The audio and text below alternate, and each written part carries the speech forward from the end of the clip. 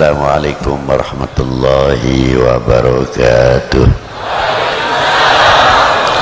Alhamdulillah wassalatu wassalamu ala rasulillah wa ala alihi wa sahbihi wa mawala, amma ba'du.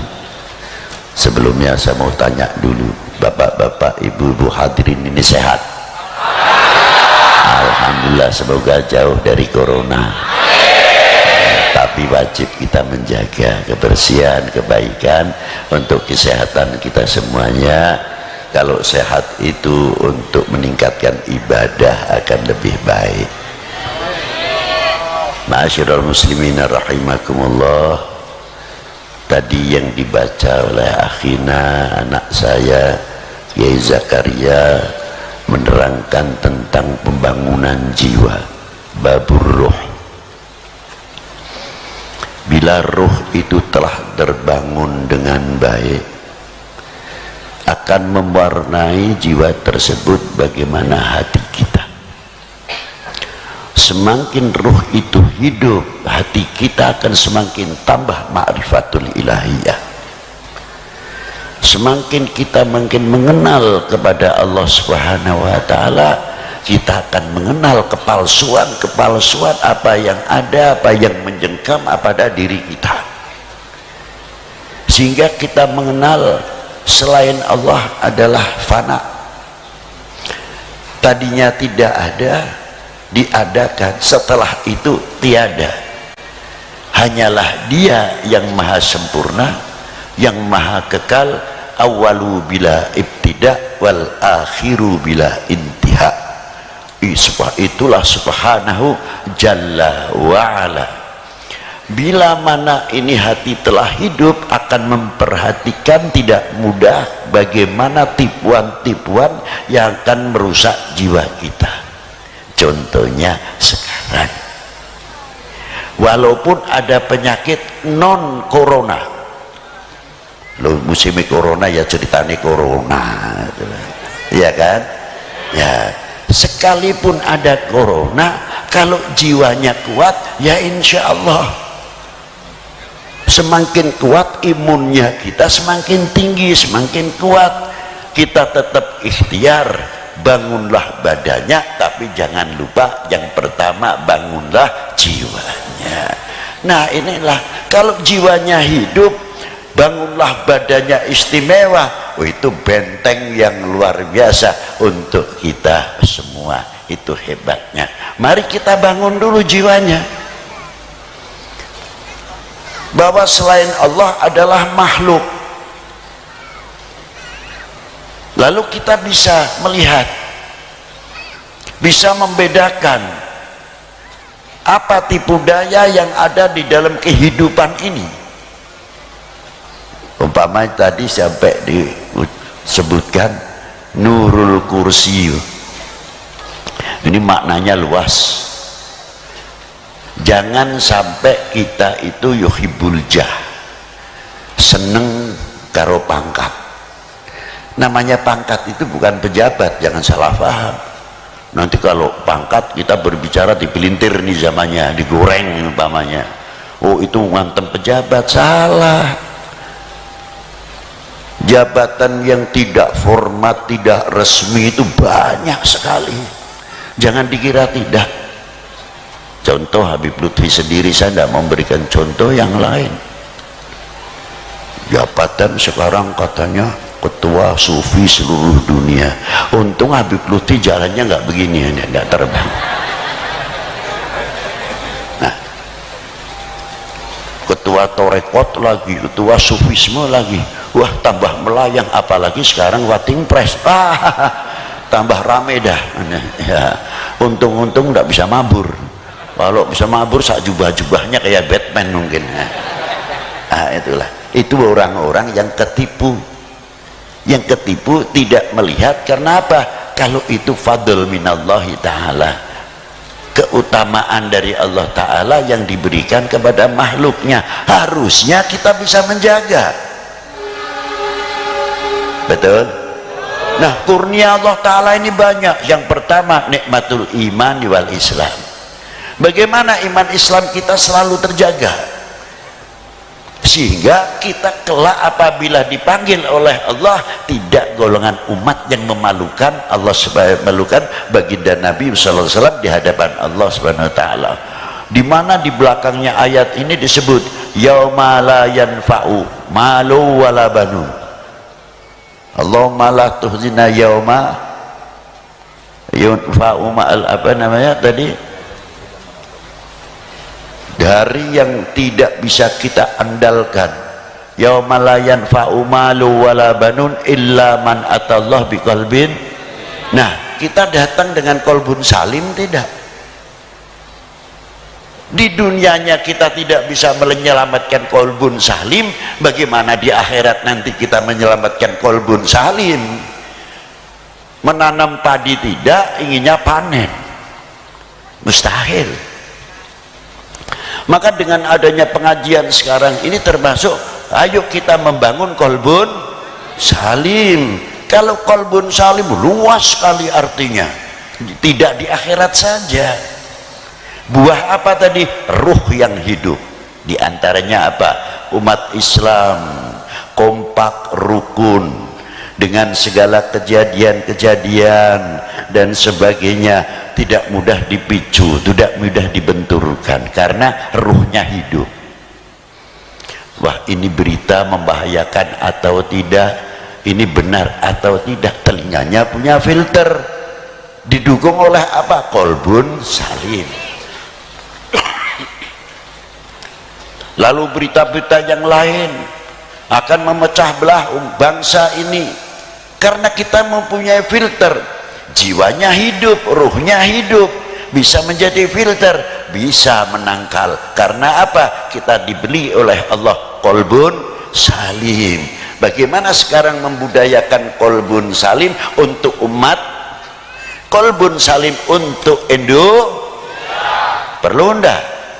Ayo kita jaga qalbun salim demi untuk agama kita, untuk bangsa kita, untuk tanah air kita. Luas mana qalbun salim sebelum kita besok qalbun salim di akhirat.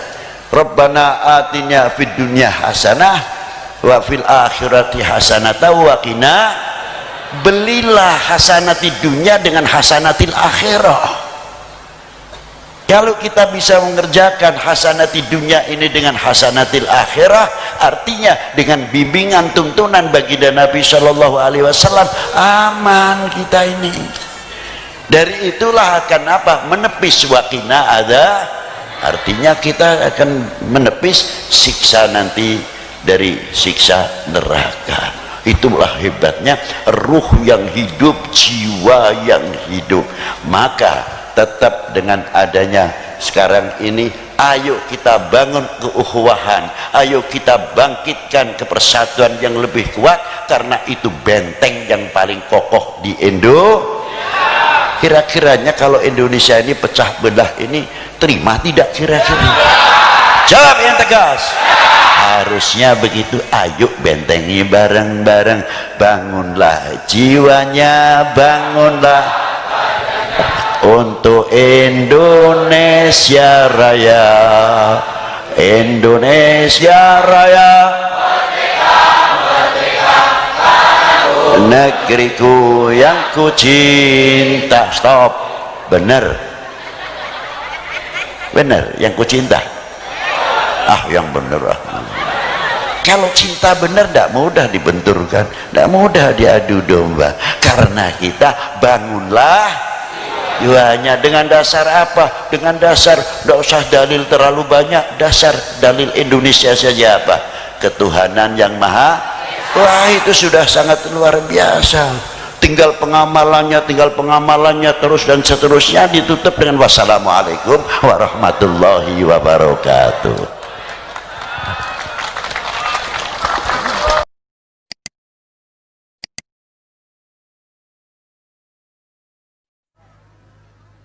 Assalamualaikum warahmatullahi wabarakatuh. Alhamdulillahirabbil alamin. Wassalatu wassalamu ala sayyidil anbiya'i wal mursalin وعلى آله الطاهرين وأصحابه الأكرمين وأزواجه أمهات المؤمنين صلى الله عليه وعليهم إلى يوم الدين. أما بعد، Hadratil Muhtaram Al-Mukarramun, para sesepuh, bini sepuh, para alim ulama, para habaib, khususnya Al-Akhil Kiram, Al-Fadil, Al-Habib Mukhdar As-Saqaf Al-Alawi, dan yang saya hormati para yai, para alim ulama, juga para habaib. Maaf apabila saya tidak bisa menyebutkan satu persatu, tidak berarti mengurangi hormat, takdim, ikhtiram kami kepada para beliau. Yang saya hormati Bapak Bupati Pemalang atau yang mewakilinya, Bapak Dandim, Bapak Kapolres atau yang mewakilinya, Pak Camat, Pak Danramil, Pak Kapolsek serta jajarannya, Bapak-bapak dari instansi pemerintahan, sipil, TNI, Polri yang selalu kita banggakan. Panitia penyelenggara dalam rangka hormat atau dalam rangka gebiar apa iki judule, Komunitas Merah Putih, Kirap Merah Putih Kemerdekaan dan selanjutnya. Hadirin wal hadirat rahimakumullah. Waktu semakin dingin, semakin malam, tapi saya kagum dan saya ucapkan salut kepada warga Moga, khususnya generasi-generasi muda-mudi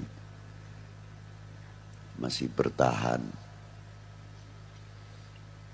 Semoga dengan kesemangatan yang bangkit yang ditunjukkan malam hari ini akan membawa satu harapan bahwa kami pemuda-pemudi Indonesia siap menjawab tantangan umat dan tantangan bangsa. Ma'asyirul hadirin rahimakumullah. Sudah sepantasnya kalau kita semuanya itu jangan sekali-kali akan melupakan sejarah.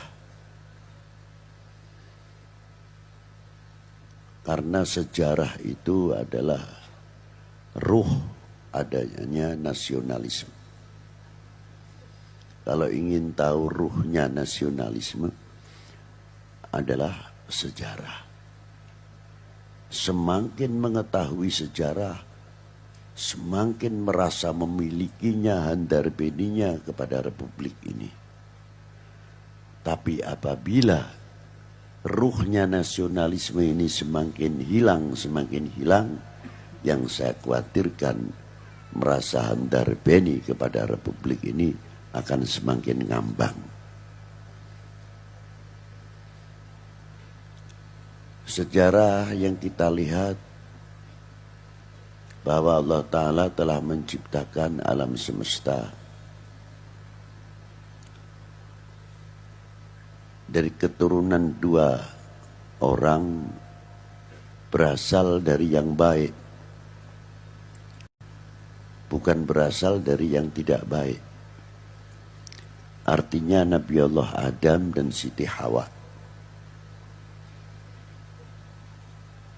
diturunkan ke bumi setelah mendapatkan pendidikan dan pelajaran dari Allah Subhanahu wa ta'ala.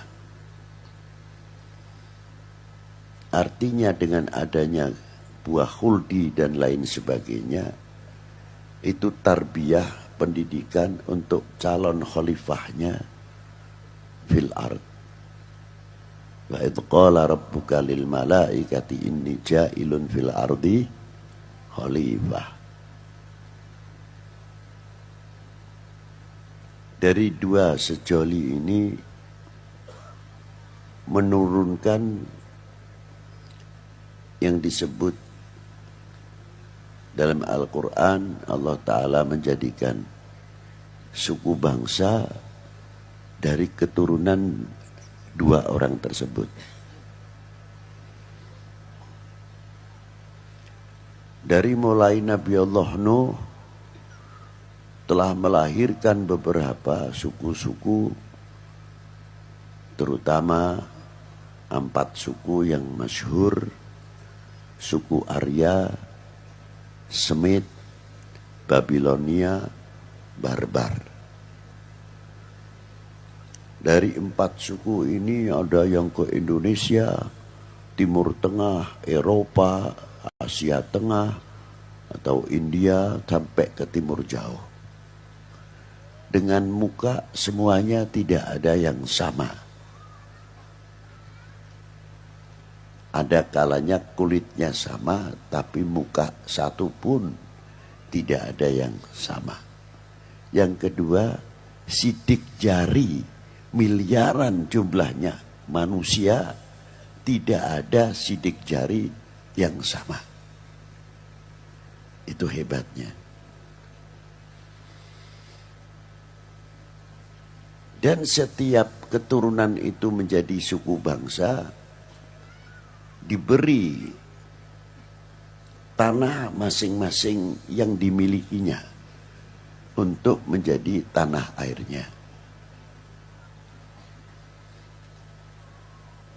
Dan dilindungi oleh Allah Ta'ala dengan kalimah lita'arafu, untuk saling mengenal.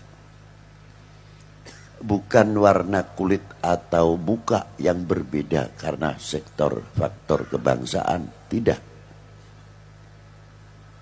Nek turunan Mancung itu ya Arab, turunan Arab, Londo atau Belanda atau Eropa. Oh, kalau kulitnya begini, hidungnya tidak mancung, turunan ini, turunan ini. Tidak dari itu. Lita'arafu di sini untuk saling mengenal, hak-haknya setiap suku bangsa yang diberi tanah air oleh Allah Subhanahu wa ta'ala berupa terhampar tanah. Siapa yang menciptakan bumi ini? Siapa yang memberikan bumi itu kepada bangsa menjadi tanah airnya? Khususnya untuk kita Indonesia, tanah air kita itu pemberian Allah Ta'ala, amanat dari Allah Ta'ala untuk menjadi tanah air kita. Karena ini milik kita yang diberi oleh Allah, bagian daripada amanatnya Allah Ta'ala untuk lita'arafu, untuk saling mengenal, untuk saling melindungi sejauh mana kita merasa memiliki dan merasa melindungi atas pemberian Allah Subhanahu wa ta'ala. Karena dari sebab itu bagian daripada ucapan terima kasih kita kepada Allah Subhanahu wa ta'ala dengan arti makna syukur kepada Allah Subhanahu wa ta'ala. Orang yang mengerti terima kasih. Untuk mencapai terima kasih tersebut, ya jelas ada dasarnya.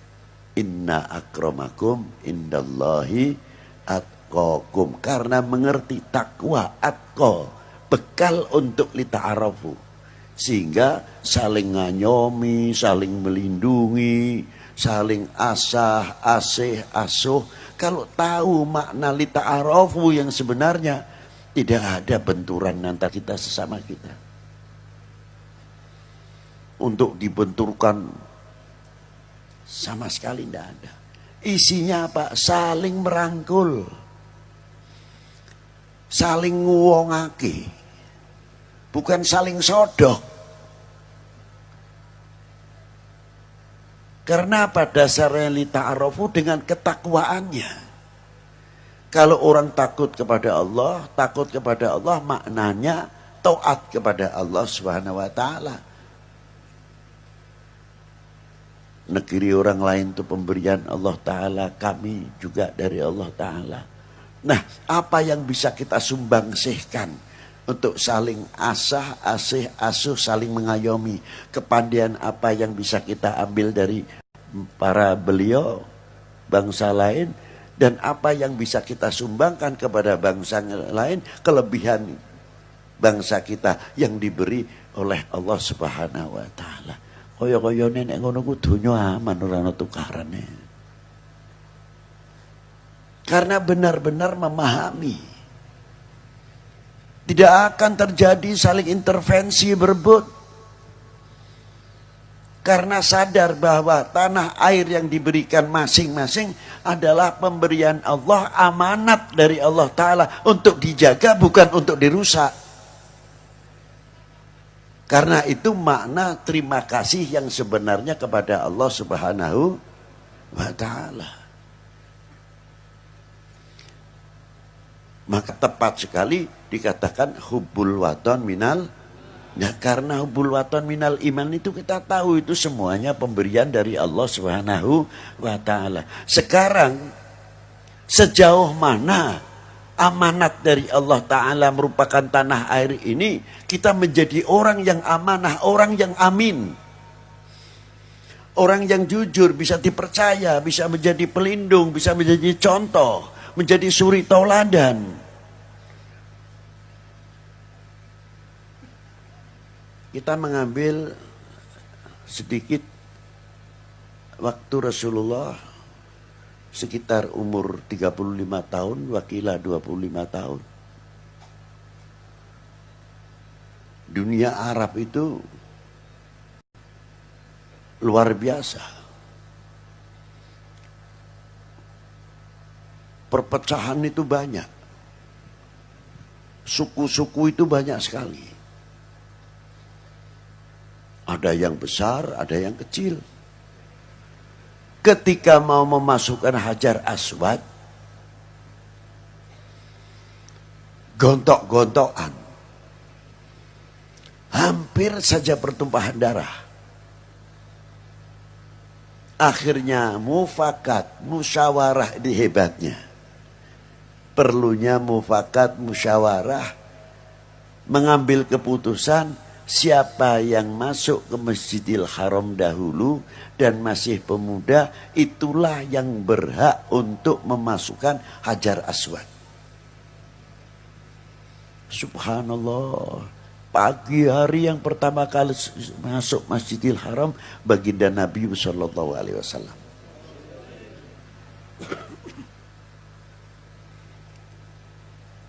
Tapi baginda Nabi Shallallahu Alaihi Wasallam tidak mempunyai sifat monopoli. Artinya yang tidak pada tempatnya. Dihamparkanlah seroban itu tadi. Kebersamaan. Hajar Aswadnya taruh di tengah. Kalau Habib Lutfi mungkin, wah aku sing duwe mendapat kepercayaan. Saya dong. Ya, itu satu contoh. Mungkin kalau di zaman yang setelah baginda Nabi SAW agak mencong sedikit. Zaman Kanjeng Sunan Kudus. Waktu perjuangannya beliau di Kudus. Mayorite agamanya beda. Dan sapi itu menjadi yang dikeramatkan di antaranya. Pada waktu bulan Idul Adha, kalau kita kurban, kerbau, sapi, kambing, unta kalau di Timur Tengah. Tapi Kanjeng Sunan Kudus memperhitungkan, ini kalau kita memotong sapi, ini akan menjadi rawan. Bisa saja timbul terjadi perpecahan. Maka dengan bijaksananya Kanjeng Sunan Kudus melarang untuk memotong sapi. Kalau sekarang mungkin sudah diviralkan, Sunan Kudus berarti mengharamkan sapi. Nah, dipelintir, zamannya pelintiran.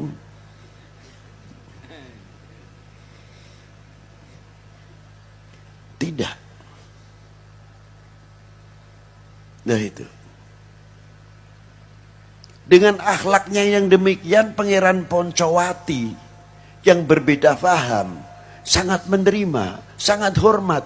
Maka datanglah kepada Al-Imam Ja'farus Shadiq Kanjeng Sunan Kudus. Apakah demikian ya Ja'farus Shadiq? Ajaran itu, iya. Fa'aslam, taslim di tangan Kanjeng Sunan Kudus. Satu. Dan diserahkan kerajaan itu kepada Kanjeng Sunan Kudus. Kalau saya, wah, dadi raja ya aku. Urus ini kerajaan ingin yang tak dodok. Ya urusan kerajaan Demak sih tinggal Demak. Tapi Kanjeng Sunan Kudus tidak mau. Ada negara dalam negara. Tetap pendirian Al-Imam Ja'farus Shadiq tetap berkiblat kepada Sultan Demak, Kanjeng Sultan Demak, Sultan Abdul Fattah. Dan masjid itu kerajaan tadinya yang diserahkan Imam Ja'far kepada Imam Ja'farus Shadiq, langsung didirikan masjid sampai sekarang terkenal Masjid Menara Kudus. Contoh yang sangat luar biasa. Meniru siapa beliau? Meniru kakeknya Al-Imam Ja'farus Shadiq bin Sunan Ampel Ahmad Rahmatillah bin Jamaluddin Husain bin Ahmad Shah Jalal bin Abdullah Udmat Khan bin Amir Abdul Malik bin Alwi Ammal Faqih bin Muhammad Saib Marbad bin Ali Khaliq Qasam bin Alwi bin Muhammad bin Alwi bin Ubaidillah bin Ahmad Al-Muhajir bin Isa An-Naqib bin Muhammad Al-Naqib bin Ali Al-Uraidi bin Ja'farus Shadiq bin Muhammad Al-Baqir bin Ali Zainal Abidin bin Husain Siti bin Ali bin Abi Talib wa bin Fatimah Zahral Batul binti Rasulullah sallallahu alaihi wasallam Rasul. Itu hebatnya. Kakeknya tadi yang bisa mempersatukan. Dengan dihamparkan serobannya, Hajar Aswad taruh di tengah, semua dikasih kesempatan. Ayo gotong bareng-bareng Hajar Aswad ini supaya ben aja pecah iki piye. Diangkat bareng-bareng, dijaga, dimasukkan oleh Rasulullah. Serobannya masih dipegang semuanya. Rasulullah begini ngangkat, masukkan Hajar Aswad. Indah benar hingga Rasulullah mendapat gelar apa? Al-Amin, orang yang dipercaya, orang yang jujur. Terkadang saya pribadi bertanya, kemana Al-Amin, Al-Amin sekarang ini? Kemana Al-Amin? Sekali lagi, kemana Al-Amin, Al-Amin sekarang? Orang yang bisa dipercaya, bisa ngayomi, bisa menjadi pemersatu, saling merangkul, saling mengasihi, kasih sayang sesama kita.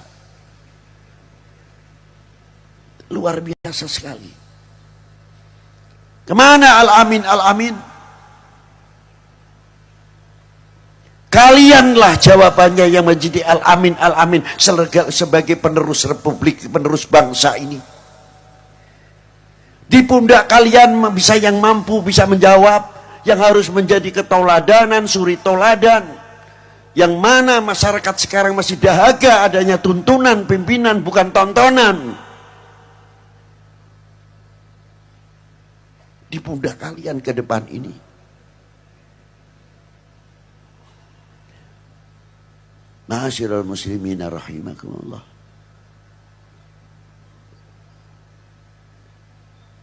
sekali lagi, sejauh mana kita saling mengenal.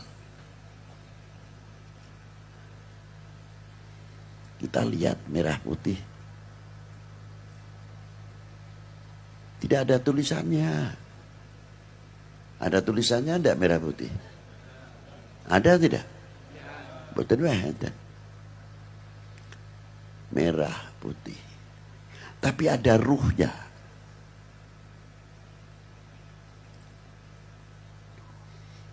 Apa merah putih ruhnya? Dikira merah putih itu tidak ada ruhnya. Ada ruhnya. Ruhnya merah putih 3 hal yang perlu kita ketahui dan kita jaga itu. Yang pertama, kehormatan bangsa. Itu ruhnya merah putih. Yang kedua, jati diri bangsa. Yang ketiga, harga diri bangsa. Semua itu ada di dalam merah putih. Wajar kalau merah putih kita kirapkan untuk apa? Membangkitkan merasa handarbeni kepada republik ini. Diingatkan terus, dikibarkan selalu merah putih. Kehormatan kami inilah. Harga diri kami inilah. Jati diri kami inilah kita tunjukkan. Dan ruhnya nasionalisme adalah sejarah.